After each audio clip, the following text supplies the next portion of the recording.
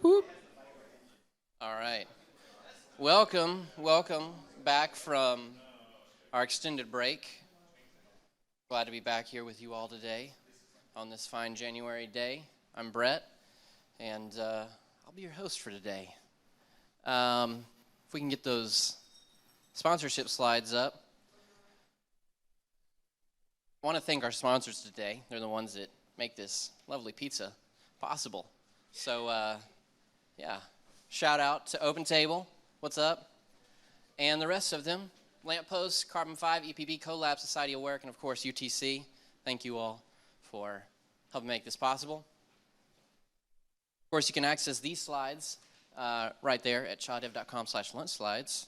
And the links are clickable. And that's important because I'm going to show you some links here in a minute. But if you can pull your phone out and give a shout out to UTC and just tell them thanks for sponsoring this lunch today. It helps us with, sponsor money and stuff like that, so that's always nice. Of course, if you can't make it out to join us, you can always hit our live stream. We're live streaming today, so anything you say can and will be held against you on YouTube, now and forever. Of course, we're on social media as well, and you can hit us up there. These are probably all of our meetups. I hope they are. If you have a meetup and it's not on here, you can get on GitHub and do a PR and change that. So that'll be nice. And that's all the slides we have. Today with us we have TN4Fiber that's going to talk to us, and that's Elizabeth Hamath. Elizabeth, you want to come up here? Elizabeth will tell you a little bit about that, but TN4Fiber is a cooperative between 7 different fiber optic based organizations, and they are trying to change a little bit of what's going on here in Tennessee related to that. And I'll pass it off to Elizabeth and she'll tell you more. Give her a round of applause. Hey everyone, well thank you so much for having me here today, and thank you so much for Brett for inviting me. This does seem like an issue that the folks in this room would care about and have a special interest in, so again, thanks so much for having me. As Brett mentioned, TN4Fiber is an initiative of the Tennessee fiber optic communities. As we all know, we have 10 gigs here in Chattanooga. We are a gigabit community, but you may not know that there are actually 6 other communities throughout the state of Tennessee that also offer fiber optic services. Like EPB, these are municipal electric organizations that offer fiber optic service. You can see there's Bristol, Morristown, Tullahoma, Clarksville, Jackson, and Pulaski in addition to Chattanooga. So you all may be asking, that's great, why do you guys have a group? Well, we have a group to promote the benefits of fiber optics, and also, some of you may not know, there are currently state laws that prevent groups like EPB and these 6 others from offering fiber optic internet outside of our electric footprint.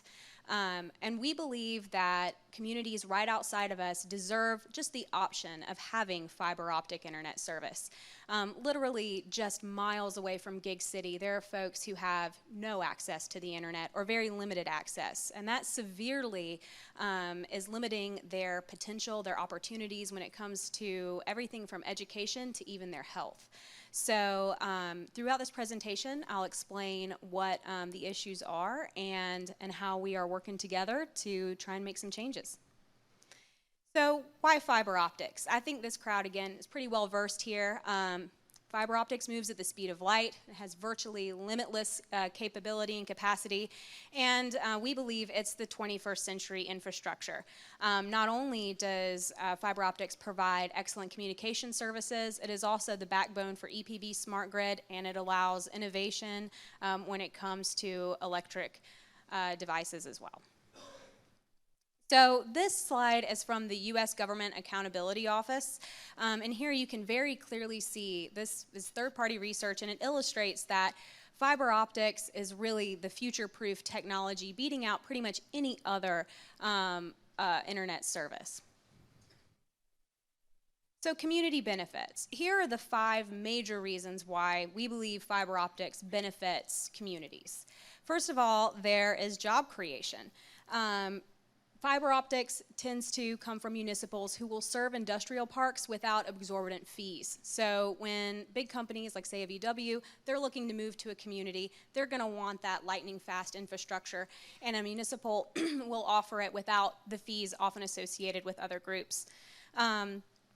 Agriculture, more and more agribusiness, to effectively run their business, they're using communications.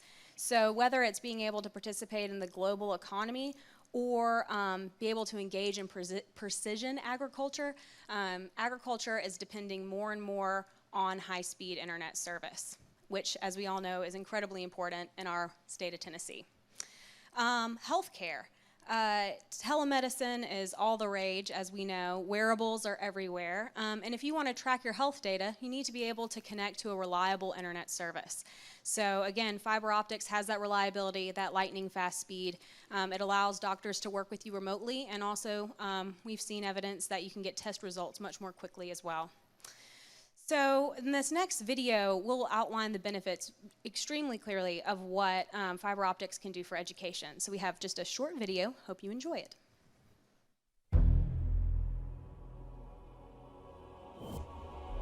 Looks like we may have some sound issue. What now? Oh, okay.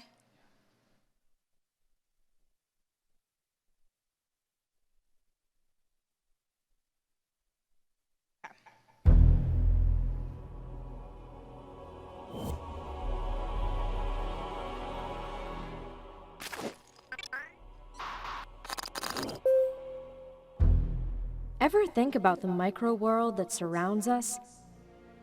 That fascinating world that is critical to life on Earth, and yet is otherwise invisible to us? Well, kids in Chattanooga, Tennessee are about to learn about this world in a whole new way, thanks to the National Science Foundation, US Ignite, researchers at the University of Southern California, gigabit connectivity, and high-resolution microscopy. Marine biologist, Professor Dave Caron, has just started teaching a class at USC with remote students at STEM School Chattanooga.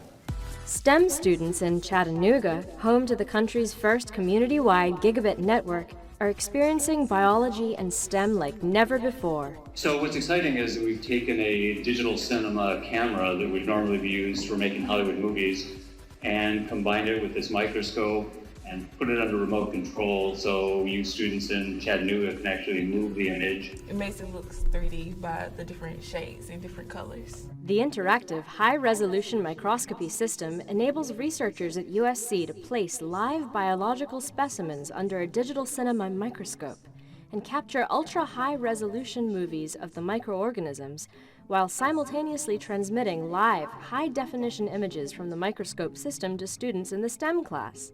Under the guidance of the USC biologists, STEM students can enhance their learning further by manipulating the microscope effectively at very low latency levels. When our teacher first talked to us about it, she was like, "You're going to be able to control the microscope," and we were just like, "Oh, okay, cool."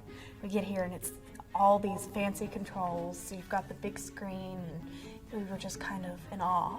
The project represents the first to integrate digital cinema, optical microscopy, aquatic microbiology, flat panel displays, and gigabit networks into an educational environment in a scalable fashion. So this project really represents one of the first attempts at that. I mean, we're in Chattanooga, Tennessee, and that microscope is in Los Angeles. 1,800 miles away. 1,800 miles away. 1,800 miles away. It was amazing to see kids that are harder to get engaged in science or think they're not good at science. They were engaged almost instantaneously when they saw these microorganisms on the screen. Are there any questions? We couldn't even function with words how to explain how cool this was. I got to play with microscopes and stuff, but they never really grabbed my attention, to be honest. Actually getting to see specific things moving around, and then all you had to do was ask, and he knew exactly what it was. I thought that was really cool.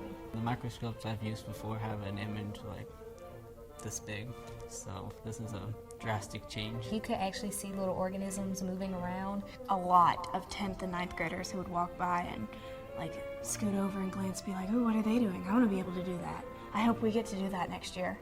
As an educational tool, this project gives students the opportunity to see Fast internet, low battery.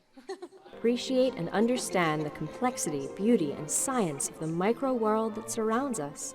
Having access to top research scientists and equipment that's only available at USC, these students are going to be able to do some groundbreaking research that hopefully is going to foster a love of science. The impact on subjects like biology could be enormous, with thousands of additional high school students becoming inspired to choose the sciences as a focus for their careers, well before they reach a college campus. My entry level before, it was like right here, and then it's like up here. It really is.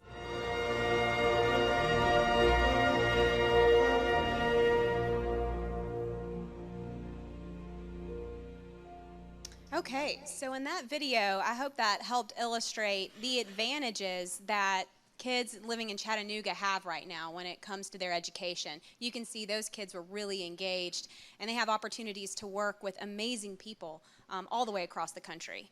And then some benefits of the infrastructure are that we've generated incremental economic and social benefits ranging from over $800 million to over $1 billion, and close to 3,000 jobs have been linked to EPB's fiber optic service. So those are just at a really high level some of the benefits communities can experience. And so when it comes to communities choosing their own future, we believe that it's very important that they have the option of whether or not they want this infrastructure for themselves. So with that, we'll show you just very quickly, this is EPB's service territory, and this is where we are currently confined to serving fiber optics. Our fiber optic community neighbors are in the very same boat that we are, and as you can see, a lot of the territory around us is rural, so it would be a huge benefit to them just to simply have the option. And this letter is one of my favorites. This letter is from a 10-year-old named Ashlyn. She lives in Bradley County, and she does not have adequate access to the internet. Her mother, Debbie, ends up having to take her to locations all around the county just so she can do her homework. So there are really some folks who need internet access for very serious reasons, for their educational future. So Ashlyn is just one of many kids who are living without adequate access to modern internet. So what can we do about it? You guys, if you're interested in following us, we're on social media. You can find us on Facebook, we're on Twitter, and you can also go to our website, TN4Fiber.org. We have two bills, SB 1134 and HB 1303. What does that mean? It means that there are two bills going through the Senate and the House, we hope. Our lawmakers are going back into session and just next week, so we're hopeful that once these go through committee, they'll go to the floor, and that we can make the change that we need for our friends across the state of Tennessee.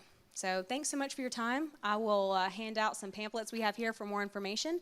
And yes, question?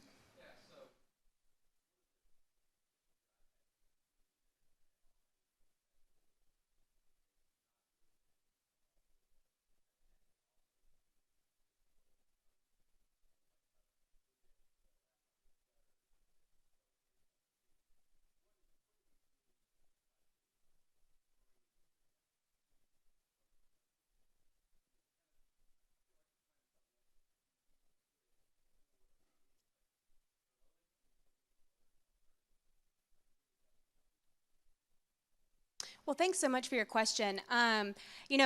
Just to clarify, I don't believe I ever mentioned that folks were low income. This is simply about access. And I can't really speak to what other communities are doing, but EPB does have an offering for kids with reduced, who qualify for reduced luncheons. And if you would give me your information, I'd be happy to share more information with you about that program. Anything else? All right, thanks so much.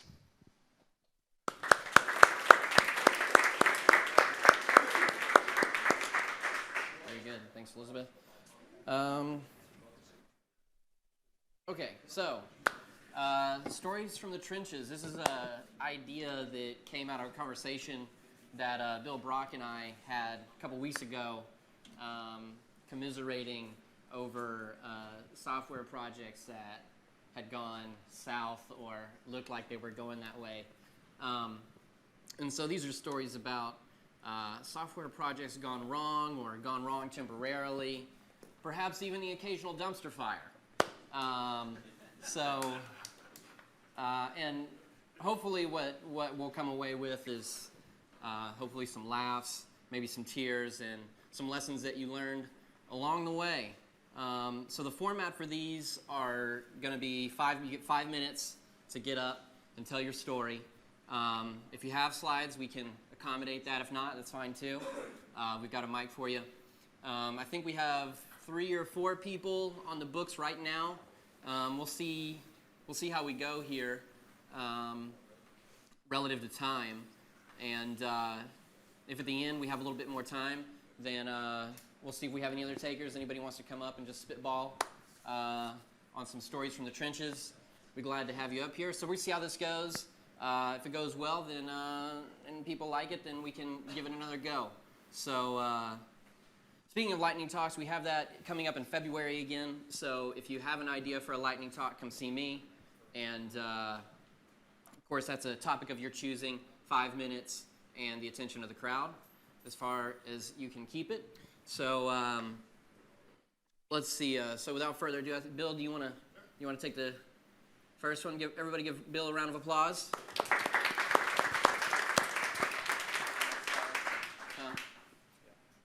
You want the slides, or? No, I can just go off my phone. All right, right on. Cool. Second. Cool, so my name is Bill Brock. I work with a local software consultancy, Spartan Systems, and we do contract Ruby development, mostly web stuff. My name is Bill. We work with Spartan. I work for Spartan Systems. We do contract Ruby development, some front-end stuff, all over the board, typically like 3-4 month long projects, sometimes shorter. We have a lot of designers that do just marketing stuff, and I am kind of a back-end engineer mostly. The project I want to talk about is a current client of ours, and it all ended well, but it's more of a story of excess and just silliness and web technology. So I was approached by our COO, and he was like, hey, we have a customer in New York, or a potential customer, and they need a new payment option added to their website, and it's an e-commerce site, it's in Ruby. It's in Ruby, there's tests, and there's plenty of documentation for the new payment option, and we were able to, it appeared that we were going to be able to do it all entirely in the front end, so like we weren't going to have to touch the server code much at all. So I was like, sure, sounds great. I looked at the docs and looked at the existing code base, and I'm like, okay, probably like 3 weeks worth of work. It really was going to be about 1, but since it was an external company, just give it a couple more just because you don't know what you don't know. But so very large company, they just raised a huge round. They're in New York City, they're a point of sale vendor, and they need to outsource all development for the e-commerce system so they can focus on their actual core product. We're working with MasterPass, which is a MasterCard payment option, which, long story short, don't use it. A couple more keywords before you decide if you want to take this contract is PassPack, VPNs, external DevOps team, support tickets, and PCIe. Do you think you can still get this done in 3 weeks? No. So the existing payment options were in Braintree, and so they were able to bypass all PCIe compliance by doing client-side tokenization of the payment contract, and then they would just store the token. However, MasterPass, even though they label it as all front-end integration, 3 weeks, like right before we're about to launch the product, we're like, oh God, that's a credit card number. How did that get here? And so we had to do a server verification. And so we essentially, like, after we did all the work entirely on the front end, we realized that we had to do some sort of server stuff. And even though it's a point of sale client, the platform we're on did not want to pass through any credit card numbers. So we had to take a couple weeks break, month break. So we're 3 weeks in, we're contract support, we're very expensive. Disclaimer, like it's not a good option for a very small startup to work with us. We try to work with established companies. So 3 weeks in, we find another option, another product offered by a MasterCard, which is called Simplify, which essentially does Braintree style integration with MasterPass and other credit card companies. So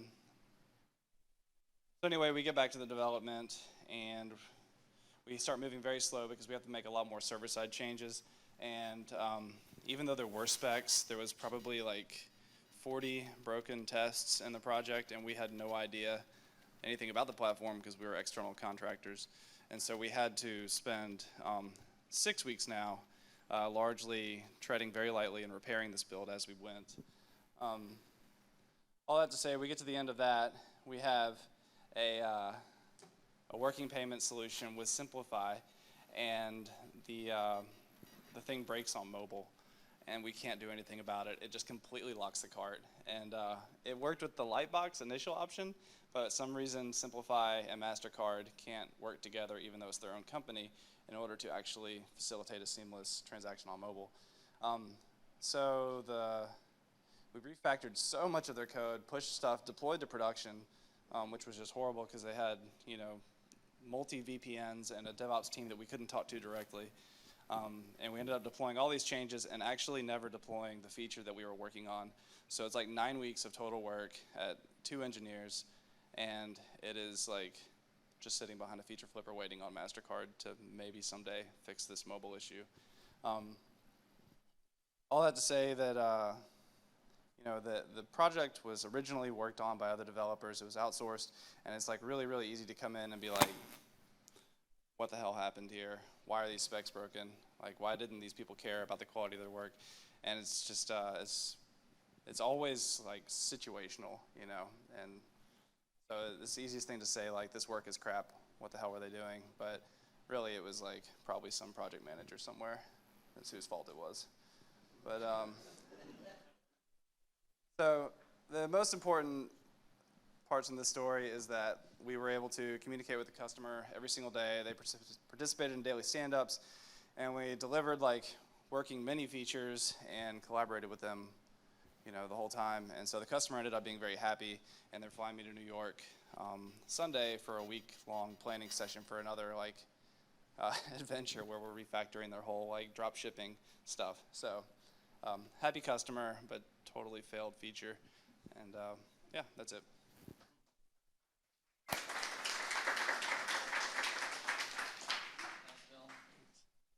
All right, QP, wanna rock and roll it? Everybody give QP a round of applause. Testing, testing, testing. Hi everyone, I'm QP. I'm a freelancer here in town, do mostly mobile, some backend. I like to get clients from referrals, and that's how most of my clients have come in. But a while back, I worked for a software development company, and we got a client from India. Got nothing against Indian programmers, but there was a kind of a language barrier in the code. You're reading it, and you're like, okay, I think they were trying to do this. So the program was an iPhone game, and it was supposed to be a boxing game. And there was basically a whole bunch of code in one file. So there's like a kind of a God object. And for those of you familiar with iOS development, is in the app delegate. So it's like the thing that your program starts, and then they just had references to every other screen they were going to use there, which is great. So okay, I was like, okay, this might not be so bad. Let me just kind of figure out what's going on. Let me run it. Okay, I'm running what they have. It crashes. Okay, why is it crashing? Turns out, so in iOS, there's a feature called Navigation Controller, which is basically a little bar at the top for those of you who have iPhones. And that takes about 2 lines of code to set up, and then 1 line to say, hey, Nav Controller, I made a new screen, push it on the stack. And you can push stuff on the stack and press the back button to pop back. I think if they had read the documentation or seen some other code examples, it would have caught on to that. There's actually a custom navigation class that had functions like push screen in from right and push screen in from top and down and left, and custom animation like move the move the screen. So I found that, oh wow, okay, that's why it's crashing, because eventually you're just running out of memory pushing too many things on screen. So and then there's the feature we were supposed to implement. I spent 2 years in Australia working as a game designer, so that I got the job. I was really excited at first to be working on a game. So they had an online thing, which was basically, if you've ever done those like hammer tests at the fairs, you know, you just like smash it. It's basically that with an iPhone, but with the accelerometer. So you take your phone and you are just supposed to swing it as fast as you can. And if you beat the other player online, they're like, you won the fight. That's as sophisticated as it got. So, you know, so I did some cleanup code there, and then, oh, by the way, you're supposed to also do local multiplayer. Well, what? What is that? Well, you know, they didn't have it finished. Great job on getting the, you know, some of the crashes fixed and cleaning out some memory leaks, but now we have to do local multiplayer. Well, how does that work? There's only one phone. Yeah, so it's supposed to be Bluetooth. So, right. So, for those of you who have been fortunate enough to not work with Bluetooth, and at least not with Bluetooth, what was like 4 years ago, 6 years ago, whenever it was, it's terrible. So we could be like, me and him, like 10 feet away, and there's lag, and there's inconsistent lag. And then there's lag that's like, okay, that took like a quarter second, and then I press it, and that was almost a second. And you're like, how does, what, I don't understand how it works. I don't know why it's so, so variable, but it is. This is really bad if you're making a, you know, a boxing game, right? It's supposed to be real time.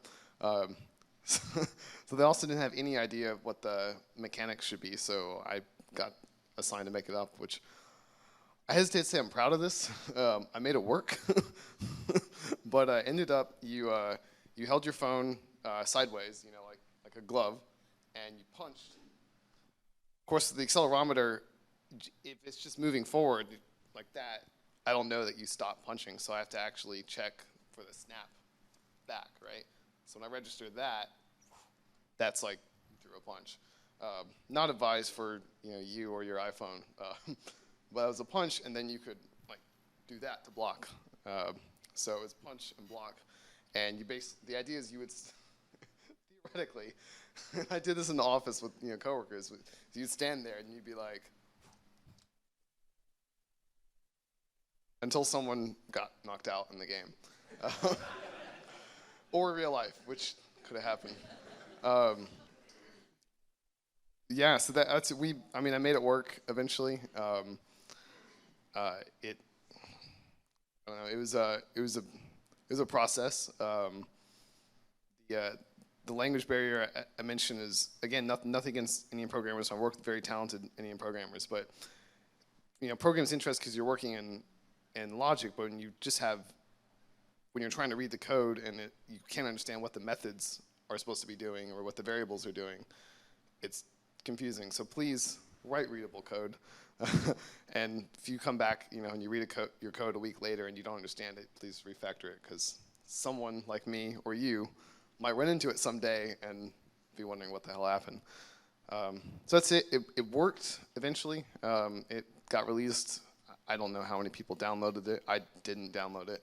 I think it was called iBox or something. It might be around. But yeah, that's it. Bluetooth is terrible. Thank you.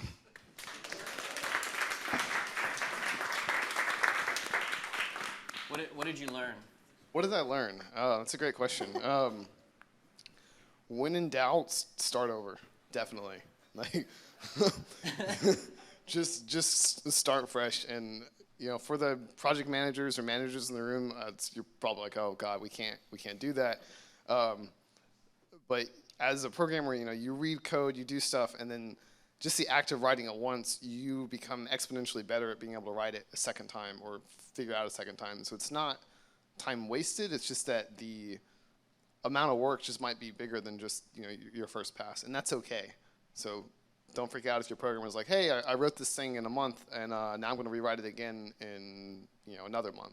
Don't panic. It's probably good. Yeah, when in doubt, start over, and avoid connecting with lots of third-party or weird hardware stuff if you can. It's not always possible, but if you can, yeah, avoid it. Thank you.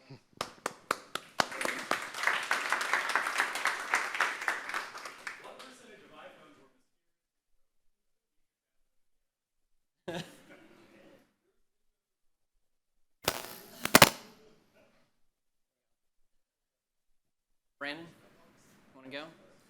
Everybody give Branden a round of applause.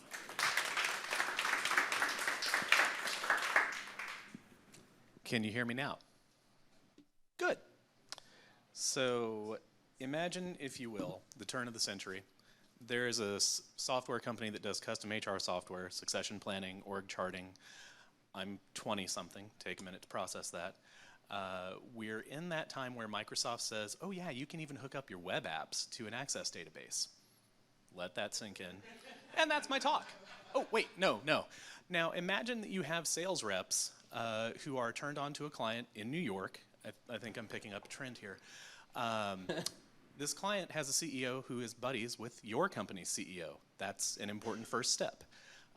Empower your sales reps to sell unicorns. Do not send them out with developers. Do not have them talk to developers. Have the client say, oh, can you identify our top performers? Because this is HR software. Don't have the sales reps ask, how do you identify top performers? Because then the client will answer, well, we don't know. We figure the software will do that. The sales reps can just sell that. That's fine. Next important step, you don't need to document anything. Do not have a spec document. And for the love of all that is holy, if you do not show it to your developers. People might accidentally know what they're building. They might accidentally succeed. Do not do that. If you can change the timeline once or twice or 3 times, if you started out at 6 months and then bump it down to a month and then ultimately settle it around 2.5, that is ideal. Because if you're moving the goalposts and you're moving the timelines, it kind of keeps people on their toes. Never really know if they can go home, so that kind of generates some good energy. And if you're a 20-something and you have a lot to prove and you want to be a team player and you don't feel like you have to go home and sleep, then that's awesome. On the client side, if you could switch project managers pretty much as often as you switch timelines, ideally they don't need to know anything about the software or HR or the project that they're being switched to. Just, who are you again? What are you working on? Oh, this is for the mainframe project. No, it's not. That's great. I think I counted about a half dozen over the time that I was involved with the project. And then, and this is very important, if you have a mainframe system that has to feed this custom HR software that identifies your top performers, except we don't know how. I'm still working on the ESP library for that. Give it time.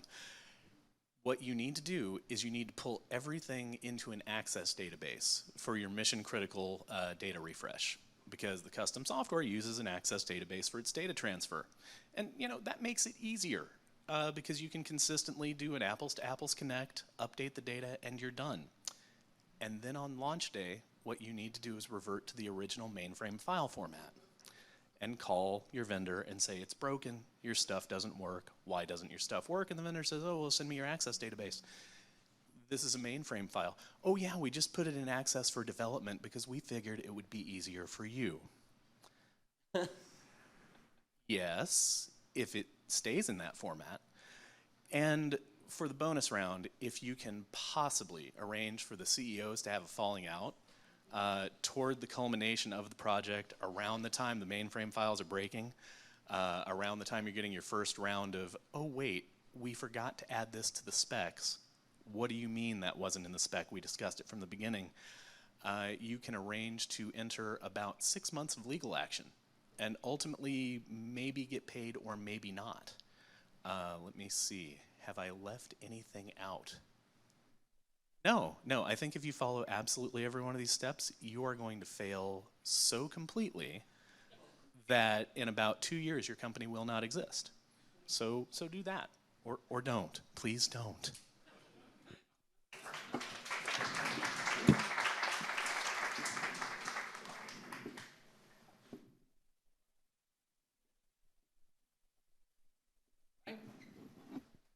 Tell a .com era story. Give it up for Mike. I'm an old geek. So I'm going to go back to the mid-90s. There was a company in town called Higher Technology Services, which most people here knew as Chattanooga Online. So Chattanooga Online was a small part of a pie of a company that wrote lots of software for lots of people. And my first epic.com failure wasn't a technical failure, it was a business failure. And I'll sum it up this way. At one point, Wells Fargo Bank convinced NACHA, the National Automated Clearinghouse Association that controls the Federal Reserve Bank, that they wanted to take checks online. Wells Fargo Bank had an operation called BankServe that they told Wells Fargo Bank, well, we can write that code, we understand the internet. They didn't. They contracted it out to a non-existing company in Nashville called Renaissance Technologies, who contracted it out to two guys in Chattanooga who said, oh, we can write an API for the web. And we wrote an API for the web to process check payments, routing number, account number, amount, basic information. And all we were supposed to write was the API. The Renaissance guys up in Nashville were supposed to write the web interface, management, reporting, all of that stuff. And we were just supposed to be able to figure out how fast could we move money, doing sanity checks, looking up databases and things like that. Well, we couldn't get paid. We couldn't get paid because nobody could test the system because there was no web interface. So Andrew and Armstrong and I, over a weekend, built a web interface, showed it to them on Friday, and went, hey, cool, look, here's a web interface. We went home for the weekend, thought maybe next week or two we'd get a check. We check out the system Monday morning, and there's real live customers processing payments on a couple thousand lines of Perl code that was supposed to just be a demonstration that the other end of the program worked. Six months later, almost a year later, I'd have to go check a timeline. This actually turns into a real business. We're processing 70% of AOL's checks for recurring. You had an AOL account, you were paying $19.99 a month, and you were paying by check. It was coming through Chattanooga, Tennessee. We had encrypted hard lines to Chase Manhattan Bank, the Federal Reserve Bank of Atlanta, South Trust banks. We were processing insane amounts of really good, solid business, making on the order of about a penny a transaction. The Federal Reserve Bank then charged 3 cents, did it in 3 days. We were making bank. I was having a good time. The lesson we learned, the first one was technical. Don't ever show something to a customer that's not ready for production use. The other one is a lesson that I unfortunately have learned multiple times in my life, and that is to never, ever, ever trust management to make decent decisions. So what happened to this company that at one time was larger than PayPal and doing more e-commerce than we want to admit to is that the board of directors wanted more sales. They hired more salespeople who went to payments conferences, snorted cocaine and hired hookers, and sold some of the worst business on the planet. The first time they got scammed out of $3 million in bad payments, we absorbed it. The second time we lost $2-something million on a bad vendor that we were processing payments for, we absorbed it. The third time, and this is almost in 2 months, the third time I got a call on a Friday afternoon, said, Mike, unplug the servers, we can't process the batches tonight. I'm a geek, I'm like, why not? And he says, well, if we do, we'll go to jail. And what I learned to do is to protect myself from people who make really weird decisions for business purposes that you know you're gonna get burned for. So that's my 2 lessons.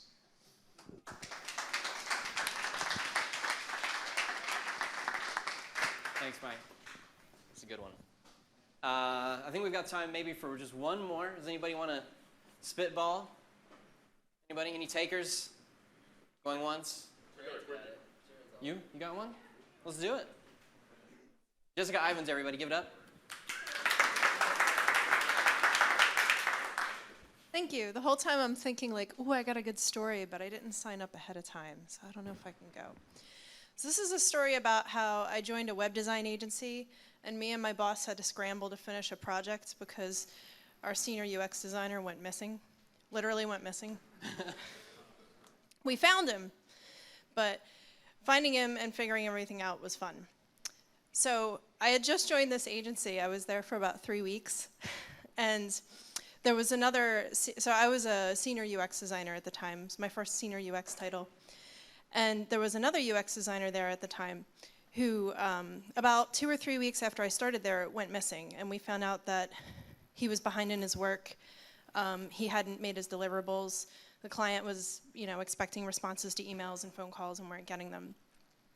So first thing in order was, where is this person? Like, what happened? And we find out that it was a combination of a substance problem and a mental illness problem. And that's why he went missing. But we found him through mutual friends, and we found that he was okay. So that was good, that he was okay. Not good what was happening to him, but it was good that he didn't literally go missing. So after that, my boss says to me, well, we have this project that is incomplete, and you and I need to fix it and pick up the pieces and figure it out, because the client needs their deliverables. And I'm thinking like, oh man, I just joined this place 3 weeks ago. What is going on? So the project that this gentleman had been working on was a healthcare B2B project. And my boss says to me, we have to do a usability test. And I said, well, what are we going to test? What is this project even about? He's like, I don't know, but we're going to find out. So we basically put together the most bizarre usability test and conducted it just to say and hand over to the client that we did a usability test. Now remember, this is healthcare B2B, right? So my boss says to me, he's like, all right, we're going to test with healthcare consumers and anyone who works in healthcare. He's like, do you know anyone who works in healthcare? And I was like, my friend's a nurse. He's like, done. He's like, do you know anyone who has children? I'm like, my sister has a son. He's like, done.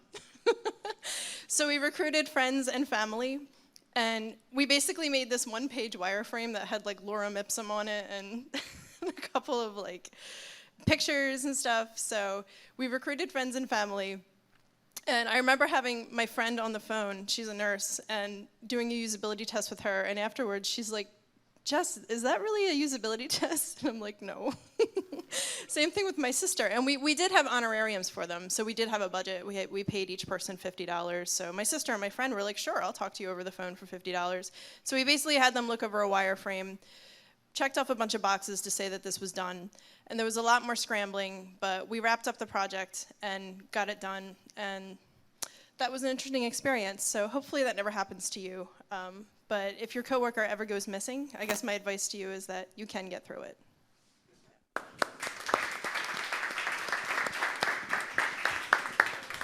Thank you.